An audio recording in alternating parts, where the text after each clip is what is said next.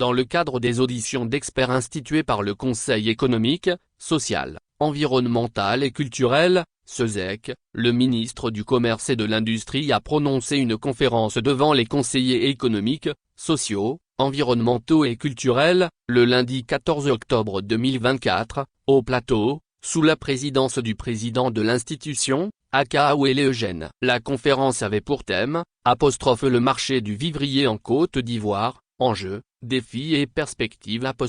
Dr Souleymane Diarra a saisi cette tribune pour passer en revue les différentes actions menées par le gouvernement et pilotées par son département ministériel, en vue du développement du marché du secteur vivrier en Côte d'Ivoire. D'autant plus que ce sont plus de 100 produits vivriers qui sont régulièrement mis en marché. La valeur ajoutée du secteur vivrier s'est accrue de 88% entre 2015 et 2023, passant de 1,534 milliards FCFA en 2015 à 2,880 milliards FCFA en 2023, a-t-il annoncé avant d'ajouter que l'approvisionnement des marchés en produits vivriers représente une composante importante dans la stratégie du gouvernement déclinée dans les différents plans nationaux de développement.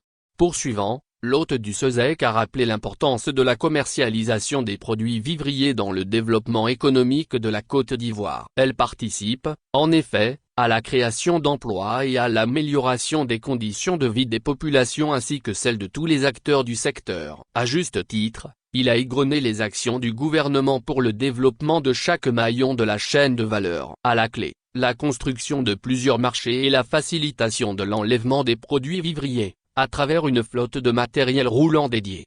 Après des échanges enrichissants avec les conseillers économiques, environnementaux et culturels, le ministre Souleymane Diarra a reçu les félicitations du président du SESEC qui a salué la qualité de son exposé. L'audition d'experts répond à une exigence, celle de nous enrichir des approches et des analyses de personnalités de haut niveau, en capitalisant les données substantielles qu'elles pourraient nous fournir sur les sujets d'intérêt majeur préalablement identifiés qui pourront faire l'objet d'avis à son Excellence Monsieur le Président de la République, a indiqué le président Akaawele Eugène.